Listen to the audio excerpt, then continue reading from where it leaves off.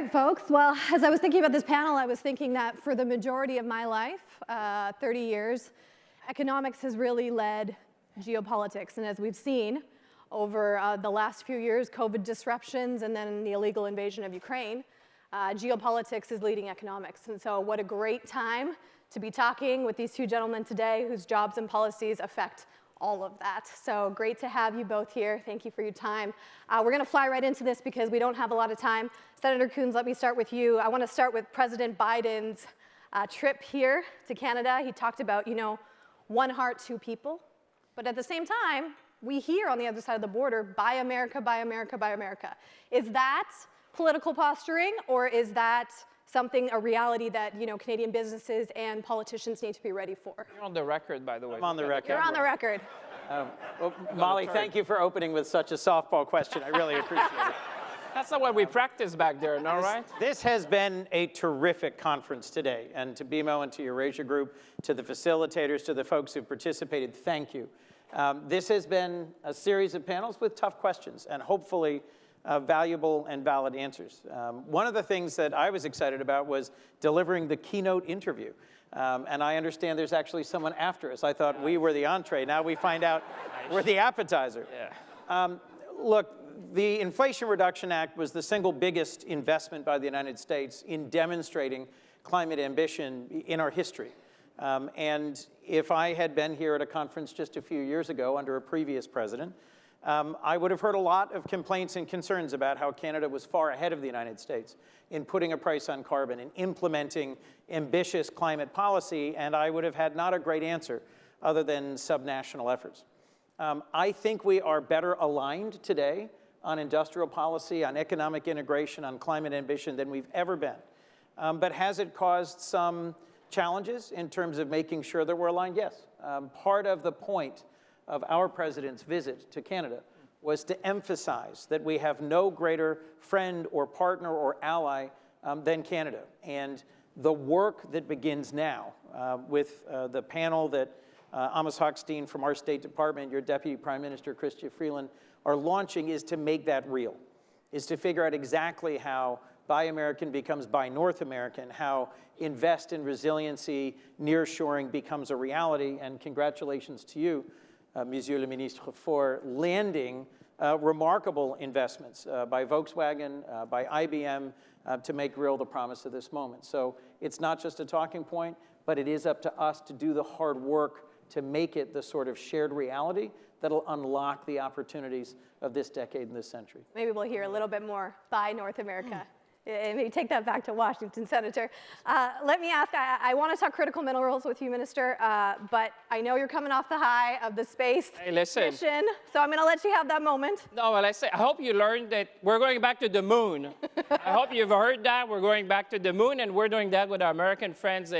And you're right, I'm still coming from Houston directly at NASA. But this was a moment, and it reminded me, Chris, you said many things, but when the president was here, he said something which was fundamental for both of us, and I think both our nation. He said something along, the United States and Canada can do big things when we do them together. And I can tell you, yesterday was a moment in America that we're going back to the moon after 52 years. And for Canada to be with our American friends in this new journey in deep space was really a moment for Canada. And I want to say thank you, Senator, for giving us really, yesterday was family. So I just want to say, yes, we're going back to the moon, and Canada is not going to be watching this time, but we're going to be writing history. And I think we have to be proud of Jeremy Hansen. It's going to be a first Canadian in deep space. And I think there's a big round of applause. Minister Champagne was going to get into that whether I asked whatever question Whatever question, you know, you knew that I would say that. Open the floor, you know? I used to say that to the opposition. Hope you have good questions for my answers. A strong focus. John would remember that. A strong focus on President Biden's visit was on critical minerals. We have what the world needs in Canada. And yet it felt like the president was saying, we dig it up, and then they produce and they package over there. And so how do we in Canada ensure we get a bigger piece of the manufacturing pie when we're dealing with an economy 12 times our size? Well, I think, and I want to say thank you, Senator Coons, for coming to Canada and showing the friendship, and to Jan Bremer and Jerry Butts for bringing Eurasia. I think there's no relationship which is more important than our American friends and the way we integrate in our supply chain. I think we have changed. If I look at my grandfather at the time, we used to cut lumber and ship it to the United States. I think now what we've been able to do, when I look at the battery ecosystem, we start with a vision, and the Prime Minister, and I'll say to my friend Chris, in a way, the IRA is somehow the United States catching up because, Canada was already there with a price on pollution. Canada was already there when we decided to green our supply chain, whether it's aluminum, whether it's steel. Actually, you may have seen, you talk about Volkswagen, but BMW announced just the same week that all the aluminum to build cars in North America is going to come from Saguenay in Quebec. So I think we're changing the dynamic. We want to not only be able to mine the resources, and I think people have understood, at a time where you see these global supply chains becoming more regional and more emphasis on resiliency than just in time, this is paying dividends for Canada because today, I think people have realized it doesn't make sense to mine in Africa, to refine in China, and to build battery with coal. And proximity is everything in that sense. So that's why proximity to resources, assembly lines, and markets is making a huge difference. And I think you've seen with the investment, not only of Volkswagen, but look at GM. The GM plant in Bécancour in Quebec is going to be the most fundamental plant of all in all their factories because all the other plants are going to depend on what's coming out of GM in Bécancour in Quebec.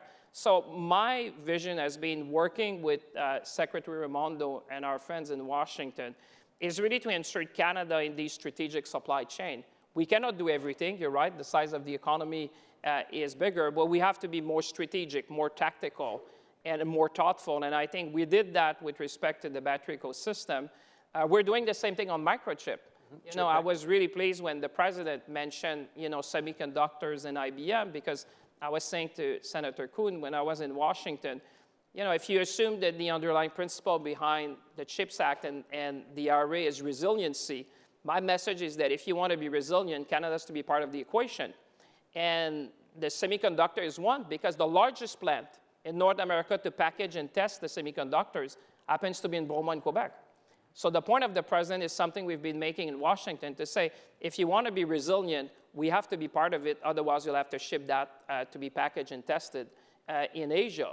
And so I think that this is our moment to rethink our industrial policy in the sense that we have done, I think, great stride when it comes to critical minerals, to electric vehicles, to semiconductors, hydrogen. We were talking about that, but can we do more?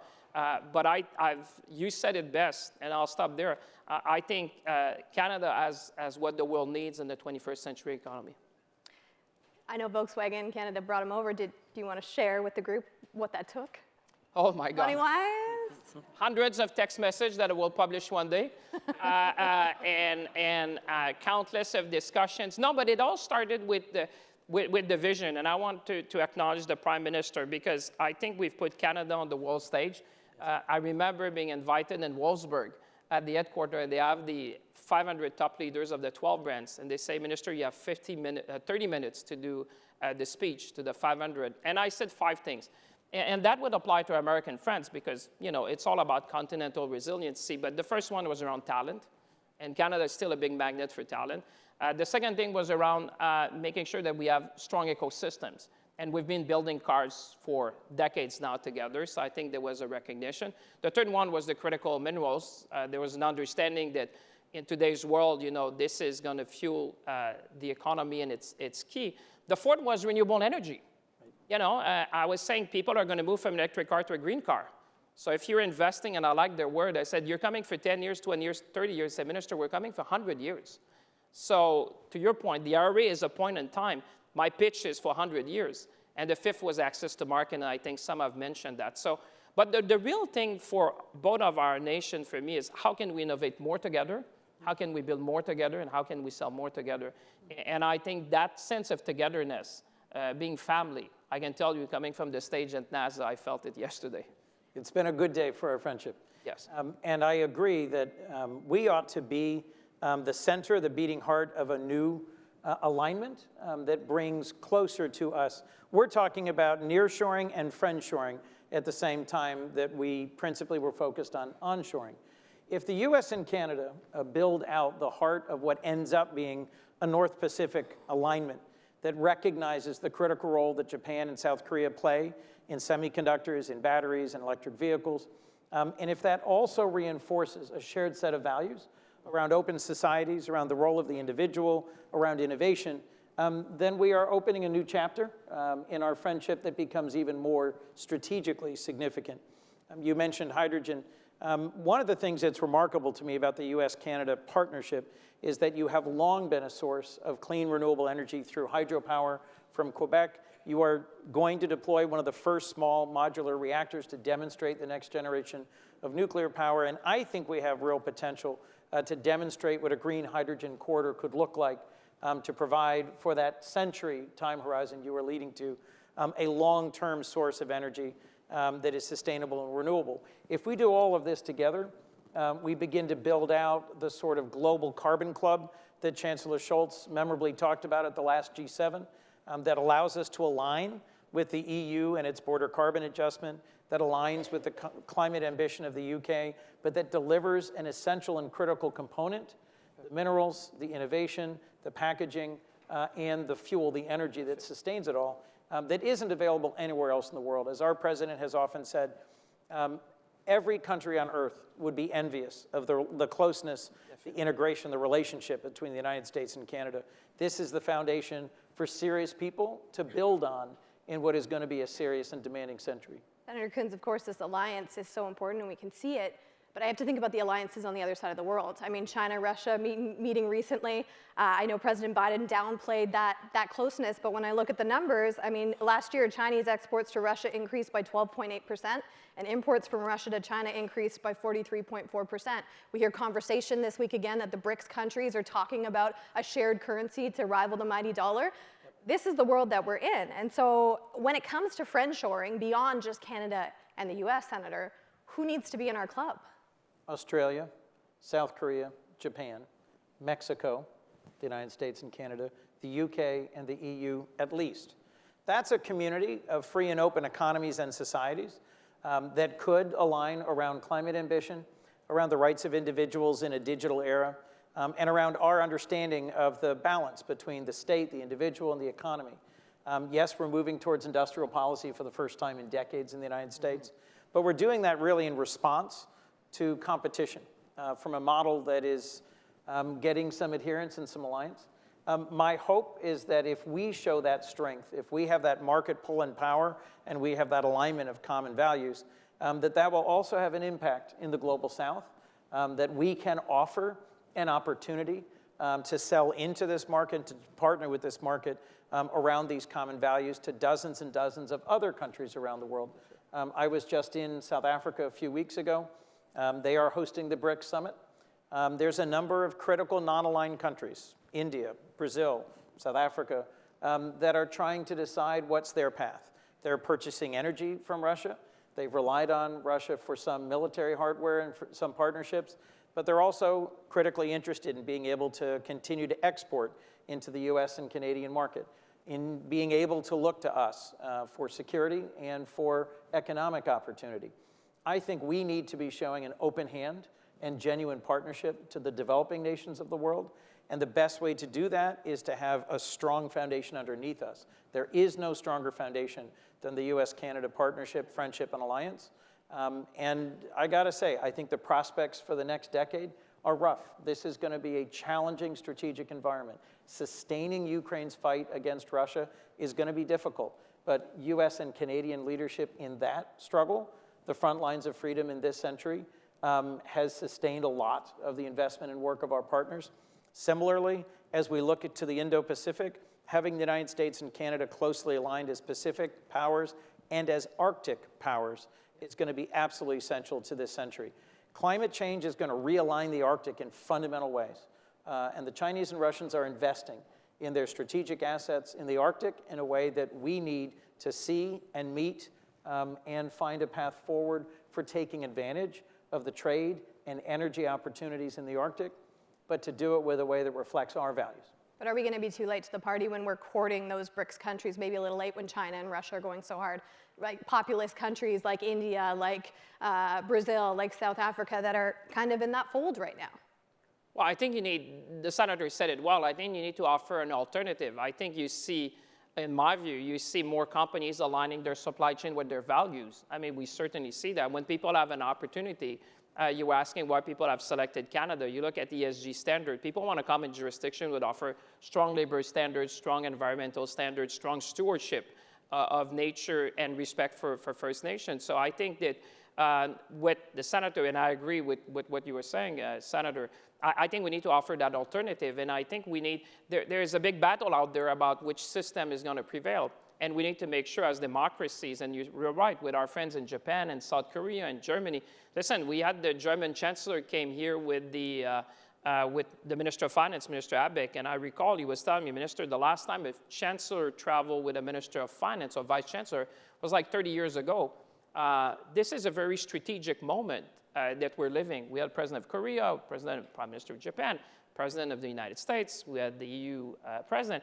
I think there's this moment that we need to realize what we're facing and make sure that our policies don't undermine our allies, which are going to very tough time in terms of inflation, the cost of energy, particularly in Europe as they're fighting a war. So, but I think that if you look at the model that we offered and the opportunities, that's why we've seen so much investment coming in North America. And I think that we need to make sure at the same time that we onshore, that we keep these trading relationship. And the fact that we're in TPP, I think was Ambassador Dewar saying that. I would say, thanks God we signed it. And I wish, our friends would be there because Canada is the second largest economy in the TPP after Japan. Imagine if we were not there. So for me, that's the gateway to Asia Pacific. But obviously more needs to be done to make sure that we offer alternatives. And that's what we've been trying to do together. Senator Coons, let me ask about the supply chains. I mean, how do we compete against China's manufacturing excellence, someone that's been ahead of us for the last 10 years and is excellent at what they do, low cost, tons of people, and at the pace that they're able to keep? I mean, we're trying to build something now that we used to do really well, but we really haven't done that well. I disagree. I'd say that the quality revolution in manufacturing has already happened.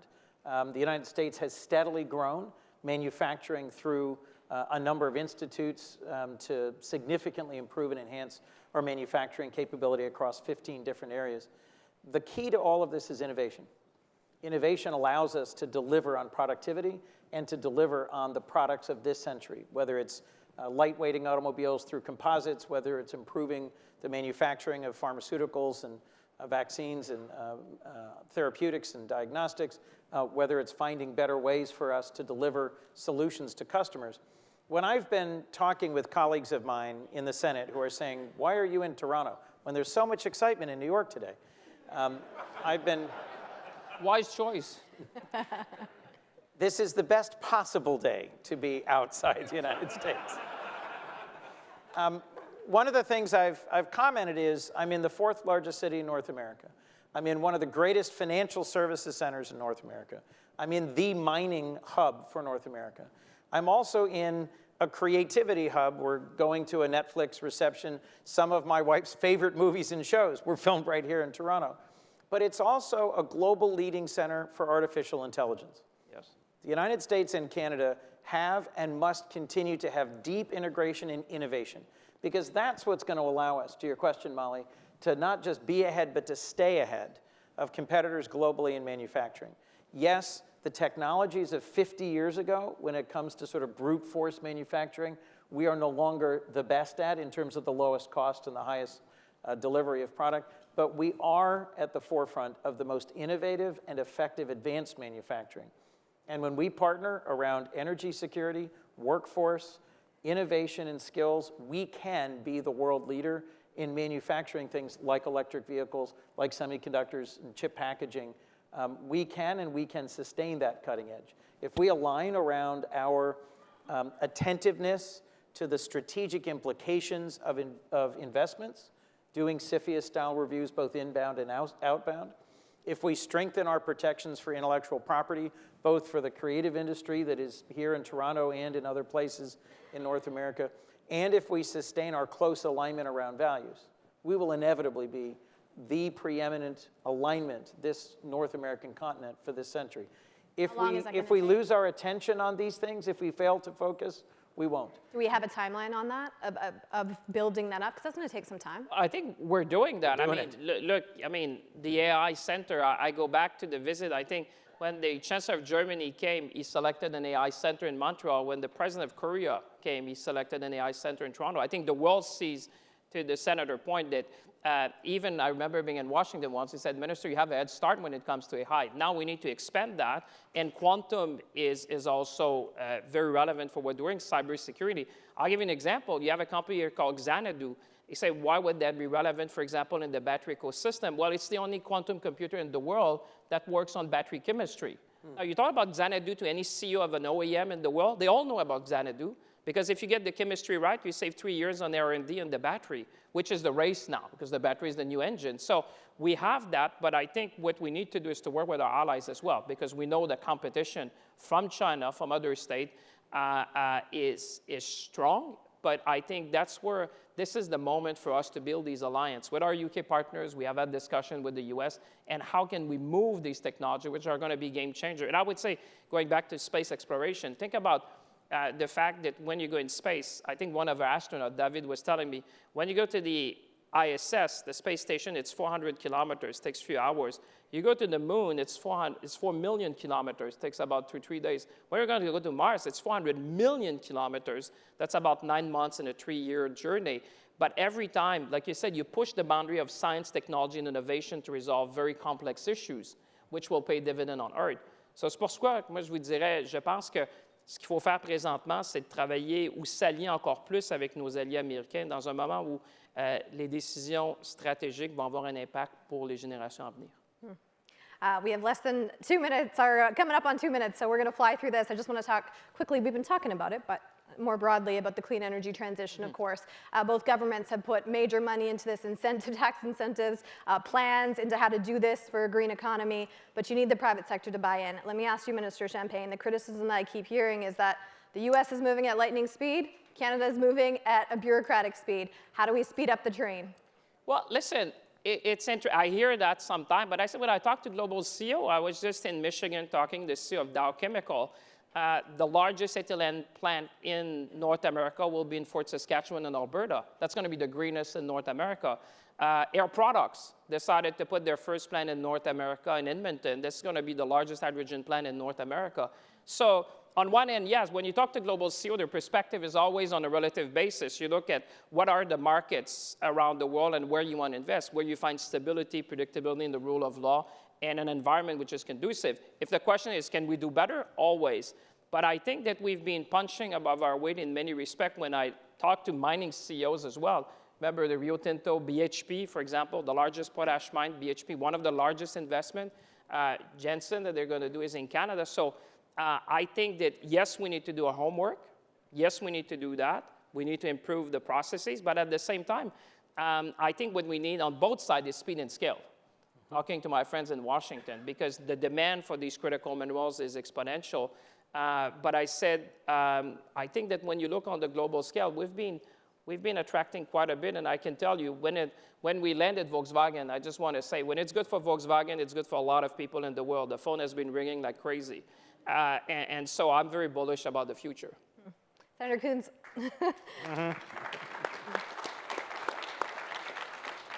Senator Coons, the industrial energy transitions have usually taken 50 to 75 years. We're looking at the 2050 target. That's like cutting things in half here. Hydrogen is going to be a big player in that. How do we, we have infrastructure across North America. The rest of the world doesn't necessarily have the same infrastructure. So we're talking about a clean economy. It's for beyond just our borders. How do you get the rest of the world there while also, getting your countries into line? By having one of the most robust and creative economies in the world, North America can end up not just innovating these solutions, but drawing cleaner energy products to ourselves. If we're going to succeed in our climate change goals, we have to help India, Indonesia, South Africa, other countries transform to an energy economy that does not rely on coal. That's a tall order. But the only way it's going to happen, in my view, is with close alignment between the United States and Canada. We have the answers for the world, for our own country, for our own middle class, and for our future. And I can't think of a better place to be talking about it than in a city that is at the center of automobile manufacturing, mining, finance, and innovation, and at the center of a continent that has huge potential in its human resources, its capabilities, its stability, its security, and its rule of law. You're about to hear from the Prime Minister. One of the things I've been most excited about being here today is hearing the consequences of the state visit by President Biden, the partnerships between our Secretary of Commerce, your Minister of Creativity, Innovation, and Enthusiasm, and the ways... That's going to be a new phrase. I love that. Innovation. But seriously, you Need a bit of that. You are blessed to have one of the most passionate and creative ministers I've met. So while there may be some who complain about the time of permitting, you can make a difference with personal relationships and with determination. And today was a great way to start that next chapter of our nation's friendship and work together. Thank you, my friend. You're very kind. You're very kind. Do you want to weigh in on Canada's role within that hydrogen future that we're hoping to see even sooner than the 2050 target? Non, mais je pense que le sénateur l'a bien expliqué. Ce qu'il faut essayer de trouver, moi, je pense, on a même pensé à faire l'autoroute de l'hydrogène, parce que si on partait, par exemple, moi, ce que j'ai souvent essayé de voir, c'est avec l'Interstate Highway aux États-Unis et les grands corridors qu'on a au Canada, ce qu'on pourrait faire, on pourrait mettre certaines stations d'hydrogène dans certains ports qui nous amèneraient de Halifax jusque, par exemple, à Chicago, dans le Midwest américain. Donc, je pense que what I was saying is that you have a number of building, one thing I was saying is that speed is of the essence. A lot of the discussion we had is how can you build the hydrogen highway? From ports, for example, on the east coast of Canada, with a few stations, you get to Chicago very easily. And you can bring these containers in the Midwest of North America. I think what you're seeing and the potential of hydrogen is decarbonizing a number of supply chains that are badly needed. And I think that, as the senator was saying, we have the technology, we have the investments as well. I'd seen, there's a record amount of people, and John Risley's in the room. I saw John somewhere. How many projects that are looking, you're there, John, coming to the East Coast, for example, on hydrogen. But how do you link that in an intelligent fashion in North America? I think now the challenge is that we've been looking on both sides and say, how we optimize in Canada, how we optimize in the US. Why don't we try to optimize in North America so that if we're going to build, it's a bit like if you were to build the railway again, you would probably do it somewhat differently. Yes. Now we have a generational opportunity to build for the next 50, 100 years. And let's try to do it smart, let's try to do it together. Moi, je pense que c'est une opportunité exceptionnelle pour nos deux pays. We need the skilled workers, though, to make all of this work. And that I was reading a report that said even in the U.S. alone, you're going to need 9 million jobs in that clean tech sector. So are we talking about ways in which we're actually going to share some of that talent? So at the same time that things like artificial intelligence really put at risk some existing entry-level jobs, they should allow certain segments to actually have more interesting jobs, more engaging jobs. We need to better align our immigration systems. We are both countries largely built on the work and the contributions of immigrants. The United States has some internal political work to do to make sure that our values and our opportunities align. That was one of the areas of, I think, productive conversation between our President and Prime Minister. Yes, we have real work that we have to do to increase our skills, but where we have a common history, culture, language, continent, and opportunity, where our differences are relatively small and manageable compared to our differences with the rest of the world, I do think improving labor mobility, fixing our nexus system challenges, some of our transborder, both movement of people, products, and ideas, that would help energize this really foundational relationship. From a business perspective, you need a virtual border almost. And I would say to your point, Senator, the first thing that allows us to attract investment is talent. Talent is king. I mean, the first thing when you talk to anyone who wants to invest and say, is always, do you have enough talent? And that's really what's driving these kind of investments you have, in addition to all the other criteria that we mentioned. But I think if we had a talent-first policy in North America, because if you want to win in the economy of the 21st century, which is based on intangible, you need the highest skilled people. And to the extent, like you said, for business, what we hear often is, business fluidity. I call that fluidity between the border. That's what we need. But I know that Evan is looking at us, that we are preventing the prime minister. And since I'm a minister of the government, it's never good to make the prime minister wait. So I've been reminded for all of you to take your earphones. But keep going. Okay, that's okay. That's fine. Jerry said so. We're still waiting. The red lights are flashing at me, so on broadcast Okay. that usually says get off the air, but we'll wait for that. Let me ask you, both of you, what are you most excited about when you think of the clean energy transition? What comes to mind right away? Senator. One of the topics I look forward to discussing more with the minister, this will strike you as wonderfully boring or exciting, depending on where you are on climate. Concrete. Cement and concrete, that is literally the most widely used building material on the planet. And we are together working on innovations in low-carbon concrete. If we can find ways to produce and deploy concrete that fixes carbon from the atmosphere or is low-carbon emitting in how it's manufactured, the scale of the consequences are massive. I'm working on legislation in the Congress to incentivize this. The minister is already way ahead of me. He's already got the solution fixed. I thought you would scoop my announcement in Edmonton tomorrow because I'm announcing the largest cement plant in North America. But to your point, it's one of the greatest opportunities we have in North America. And I think, you know, and I don't know what's the time, but I think if we can do something, it's about standards and norms. Exactly. Think about that. If we were to align our standard and norms, I always say, if you think about cement, we buy 40% of all the cement in North America in terms of the federal level. I think if you include province and states, we change the norm tomorrow, we change the market. Exactly. And I think, you know, in our jobs, it's sometimes difficult to go to Congress or Parliament to get something done.